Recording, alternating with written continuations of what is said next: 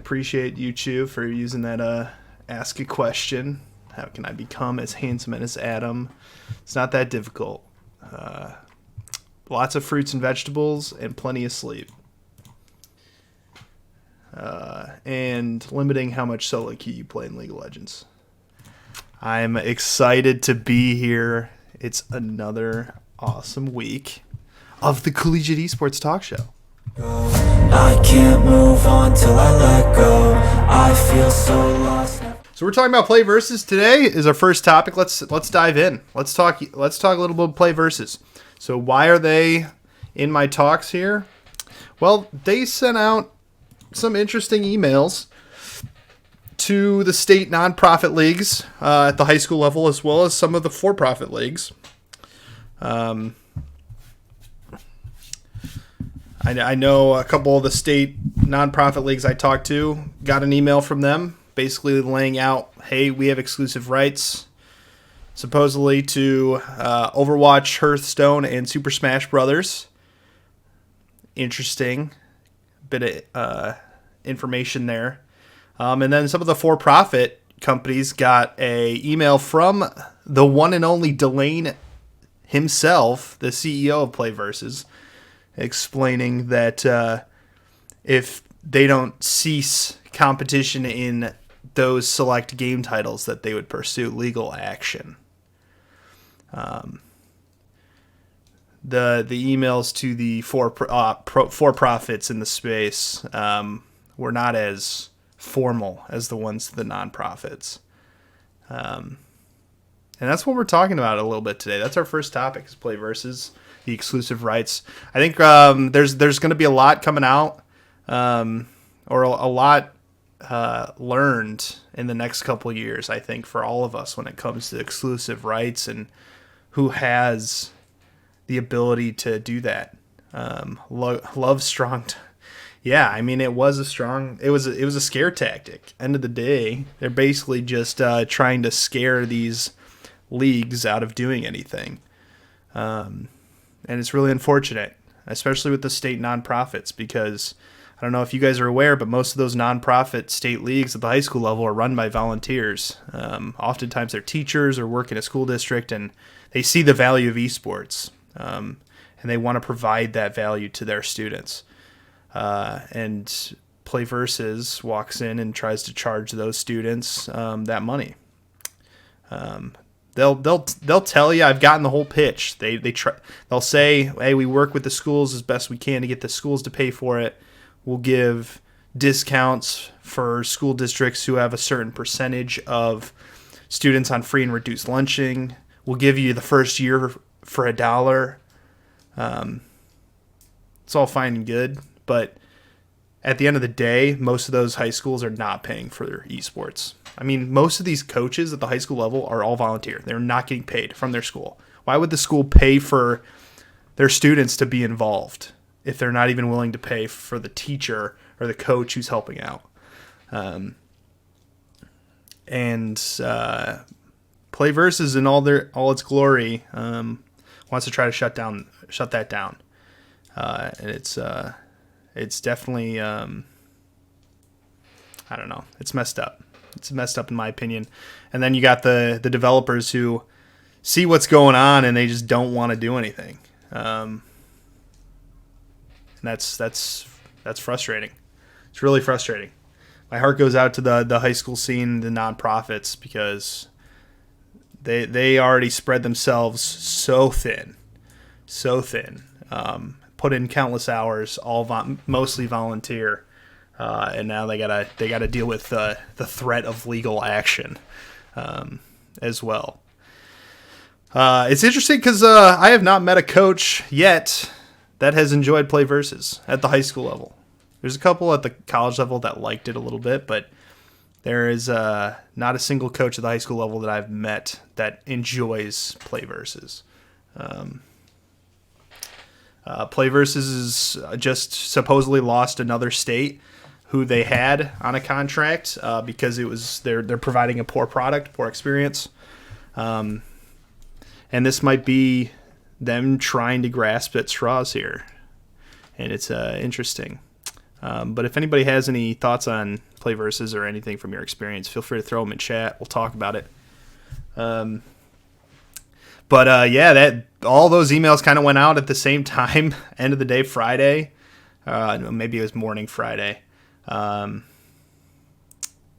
It's crazy. I think there's a lot of questions around the legal, I guess, ground they're trying to stand on.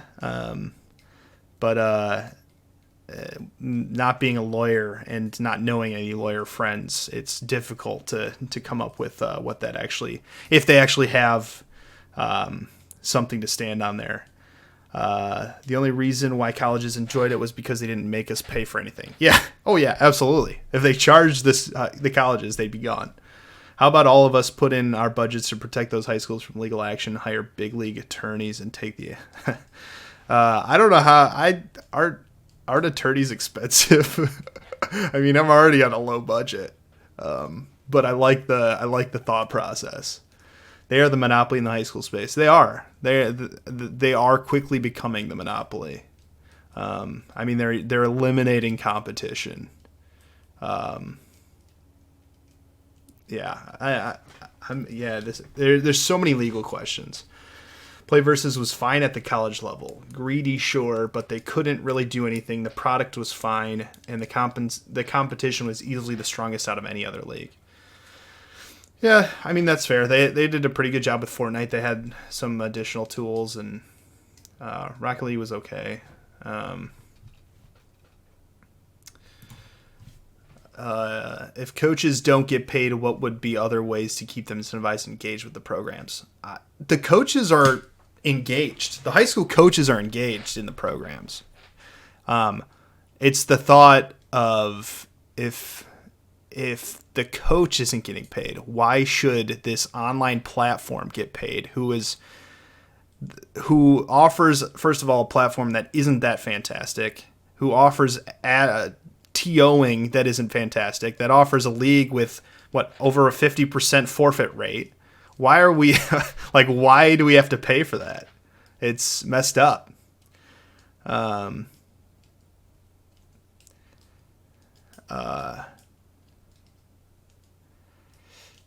Is College Carball on Play Versus? No. College Carball uses Smash.gg. It was Play Versus at the high school level is a very poorly ran league.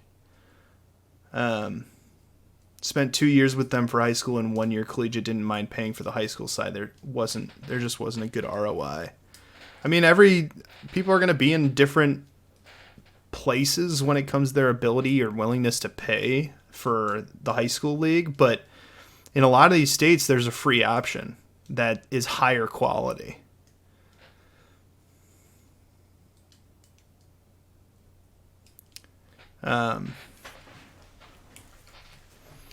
So, and where our hands are getting tied as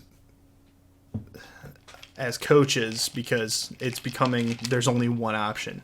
And if you want to play League of Legends, for example, you have to Play Versus to be in their league.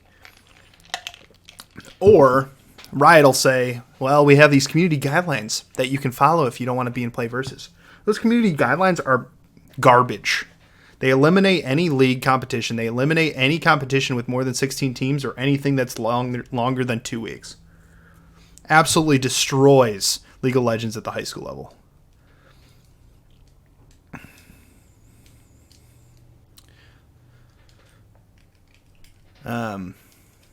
There's some chatter in the chat about Play Versus. Some people thought it was a decent experience at the college level. Does anyone know when the Play Versus Riot contract expires? I'm not sure. I just know it's a long-term contract. And the last I heard, Riot has no interest in ending that contract. They see Play Versus as a partner who they can, if they hear feedback, they can give that feedback to Play Versus, and Play Versus will change it if necessary.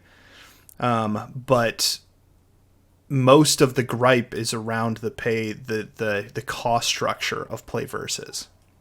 and that is not something that's being talked about or negotiated between Riot and PlayVS. And that's, I think, where most of the gripe is. If PlayVS was the only one who could run League of Legends, and they did it for free, and schools could compete in League of Legends at a national level for free, we wouldn't have as much gripe, I don't think. Like, it wouldn't be great. We'd still probably be trying to get it at the high school or the state level. But there wouldn't be nearly as much pushback. It's crazy to me that PlayVS's only option is to charge students to offer competition. And when I say offer competition, it's on a mediocre platform with mediocre TOing, with a lot of forfeits, forfeit no-shows.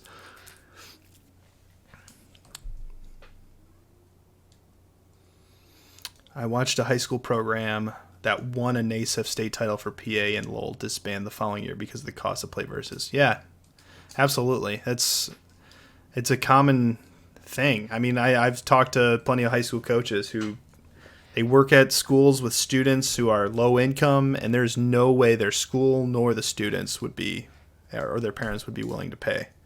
How much are they charging? They charge, I think the latest was $64 per student per season. So you're looking at like $128 per year if you just do the fall and the spring season. And that's per student. So it's, I mean, for a lot of people, I mean, that's a pretty significant amount of money that you're giving to your student who you might think is just playing video games. So, I don't know. That's kind of where I'm at. And they're not providing the value, in my opinion. Like, it's what they provide is worse than what the nonprofits can provide in terms of TOing, etc. And they're threatening legal action for nonprofit programs. Did I get that right? Let me look at the email. They definitely threatened, quote unquote, legal action against the for-profits like HSCL. But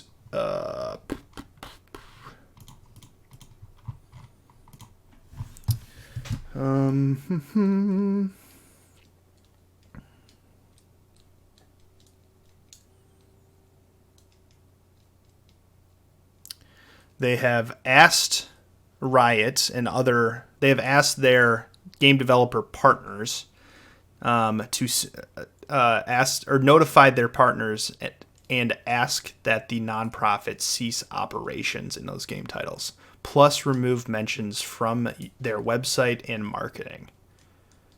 And then, following that wonderful piece of stuff, they offered to bring the competition under PlayVS. Which is just a slap in the face. Just a massive slap in the face.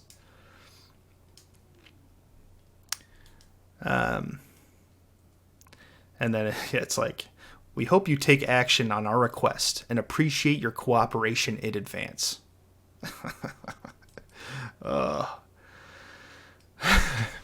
Clarky, are you a huge fan of PlayVS? Interesting. Makes one of us. The email to the for-profits was a little bit more short and pointed, and threatened legal action.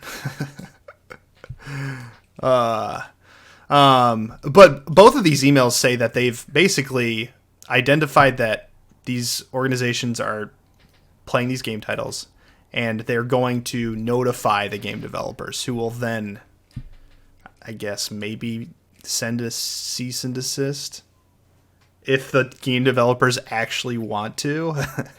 This I mean, these emails could just be full of garbage. Time will probably tell. I'm sure not every state league is going to be stopping.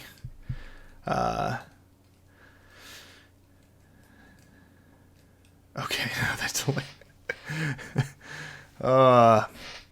Yeah, it does affect the nonprofits. They sent this email out to multiple nonprofit state high school leagues, asking them to stop operation in game titles such as Super Smash Brothers. I see another one, Overwatch, Hearthstone, and then obviously League of Legends is their thing. It's sad. It's really sad to see. It's frustrating, and this is just not. I don't know. It's just frustrating because it's like every 3 months we get something that's similar to this. James asked, "What's the next best step to fight against it?" I don't know. I don't know. I've seen this. I mean, this happens almost every semester. Something similar to this happens, and we flood the DMs of some of these developer people, the people at the developers who are in charge of these, and they just don't care.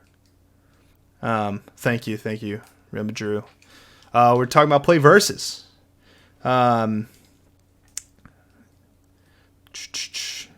We don't know if there's legal base. I don't know if anyone knows if there's legal base to this yet because it's never been tried. This type of IP law hasn't been tried, and there's some precedents on both sides. I think from the education side of things, there's the fair use law. I think is an interesting law that I want to do some more research on that could provide basis to allow nonprofits, specifically educators, to use these game titles. But we'll see. I mean, these emails definitely work in their scare tactic ways with some individuals and some leagues, but it doesn't with all of them. And I'm really interested to see how that goes. Hopefully, at some point, it gives. And the developers open their eyes a little bit, realize that this is not the best for the space, for their game, for future sustainable growth.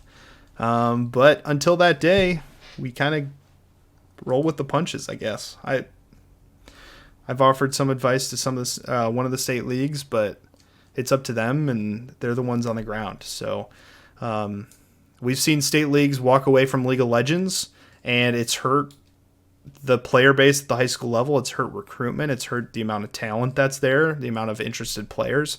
And now this could extend to Super Smash Brothers, Overwatch, and Hearthstone, and that is not what I want to see from a college perspective. When we're talking about recruitment and growing the space and growing talent, this is definitely not the right direction.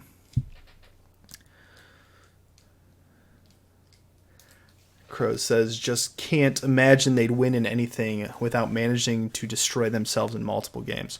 Probably, but I mean, PlayVS has $110 million in venture capital money that they could spend on legal stuff to kind of give it a base of their legal justification moving forward. Real says, we just to start a high school esports fight club equivalent in the basement or a bar or something. We could do it all underground. I've heard there is one lawyer in the space that was helping out some of the nonprofits looking at this and kind of giving his advice or his thoughts on it.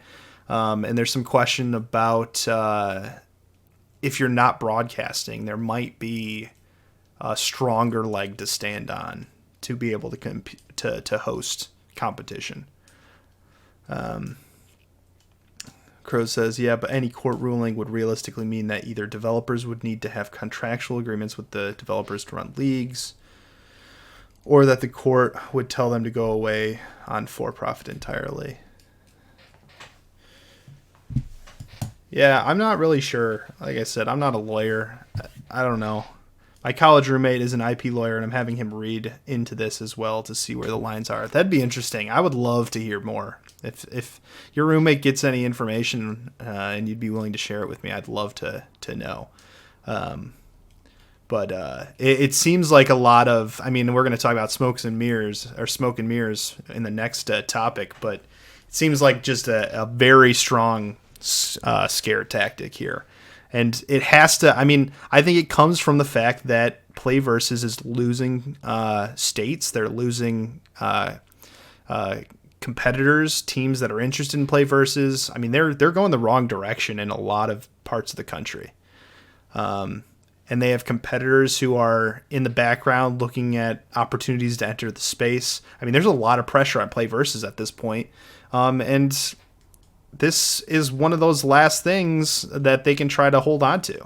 And if it doesn't work, then they're going to be in a lot more trouble than what they're in right now from a business standpoint.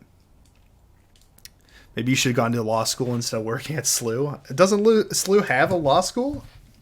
You can get your law degree while you're working at SLU. Yeah, I mean, PlayVS is not in a good place when it comes to the business side of things. PR, huge problem. So much work. They have a PR problem. They have, I'm sure, a cash flow problem.